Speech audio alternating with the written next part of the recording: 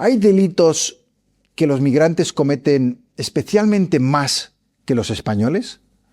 Y este es quizá el asunto más polémico de todos, porque la respuesta es que sí, que hay una tasa de delitos que es especialmente desfavorable a los extranjeros, y además son delitos que generan un rechazo especial, como son los delitos de agresión sexual o violencia de género.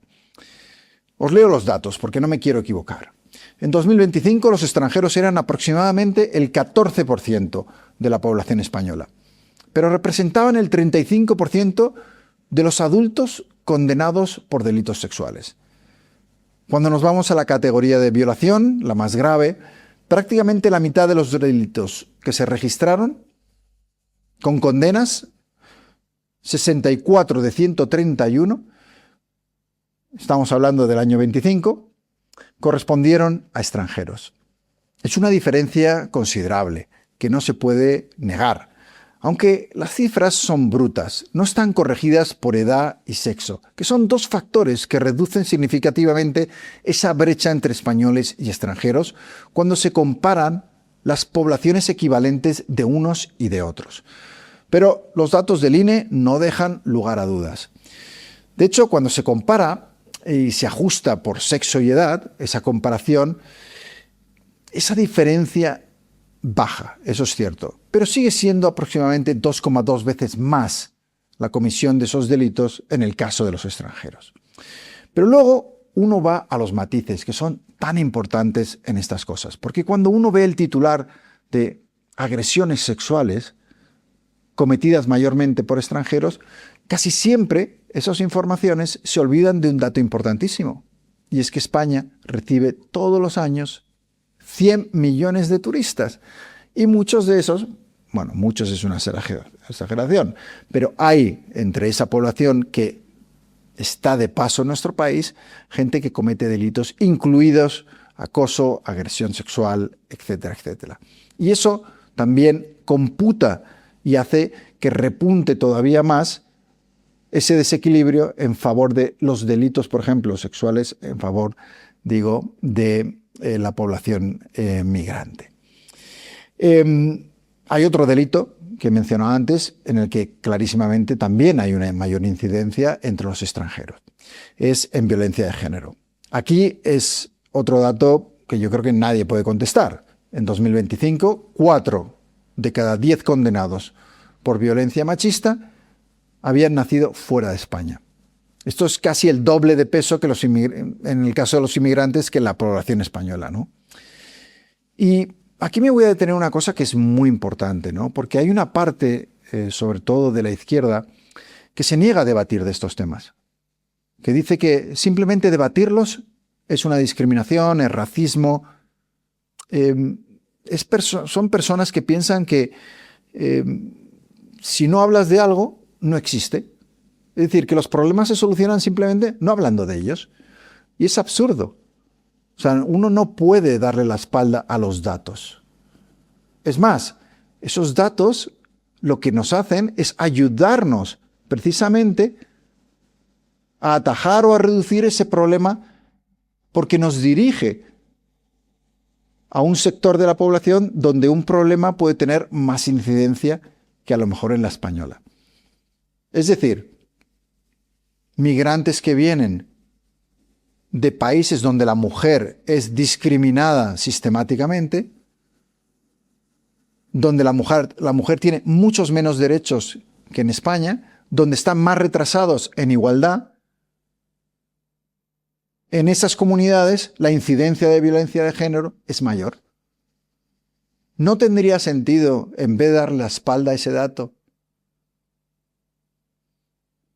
ir a esas comunidades con métodos, programas de prevención, de educación, para tratar de mejorar esas cifras, para salvar y proteger de una manera mejor todavía a esas mujeres? Y lo digo porque hace algún tiempo tuve un debate con otros periodistas sobre este tema. Y yo había mostrado mi postura defendiendo que había que tratar estos temas en los medios. Y había compañeros y sobre todo una compañera que pensaba justo lo contrario, que si nosotros destacamos esta información, lo que estamos haciendo es promoviendo la discriminación de una parte de la población. Ya digo que yo creo que no es así. Creo que es poner el foco en comunidades determinadas donde por cultura, por procedencia, sí puede haber una mayor incidencia en delitos determinados. Y esto nos lleva a una pregunta, en este caso la tercera clave, que está muy relacionada con la anterior. Porque en ese estudio que he mencionado de la Carlos III, se toca muy de cerca todo esto y se toca con datos, que creo que es importante. ¿Es la raza o la procedencia o la nacionalidad lo que determina la criminalidad o son las circunstancias de esos migrantes que llegan? En algunos casos, como la violencia de género, ya hemos visto que la procedencia, la cultura, el lugar de donde viene un migrante, influyen. Es evidente, por citar países donde yo he sido reportero y ejercido como corresponsal, ¿no? Que entornos que vengan, por ejemplo, de Afganistán o de Pakistán, van a tener más incidencia de violencia machista que un migrante que venga de Noruega, donde la igualdad de la mujer, evidentemente, ha evolucionado desde hace mucho más tiempo y están en otra posición, ¿no? Pero los estudios coinciden, más allá de casos muy concretos, ¿no? Como este de la violencia de género. Los estudios coinciden en que la mayoría de los delitos no es la nacionalidad lo que los determina o decide, sino las circunstancias. Pensad en esto, por ejemplo. Es evidente, ahora mismo en la Liga Española de Fútbol hay muchísimos migrantes, pero no cometen delitos. Es raro que cometan delitos. Alguno hay de vez en cuando, ¿no? Pero no los tienen que cometer porque son millonarios, viven una vida de privilegio, mansiones. Evidentemente, no están en las estadísticas de los extranjeros que cometen delitos. Aquellos expatriados que vienen con buenos sueldos, que trabajan en tecnología, en banca, pues evidentemente tampoco aparecen apenas dentro de las estadísticas de criminalidad. Y sin embargo, los que vienen de estratos sociales más bajos, que han venido en patera o que han tenido muchas más dificultades para encontrar trabajo, por supuesto que cometen más delitos. Y esto no es una manera de justificarlos. Sigue siendo injustificable que cometan esos delitos, porque has llegado a un país que te ha acogido, que te está intentando dar una oportunidad, que puede fallar más o menos en ayudarte a integrarte, pero que realmente te ha aceptado. Y tú como inmigrante, si lo que decides es cometer un delito, te estás traicionando esa hospitalidad que te han dado.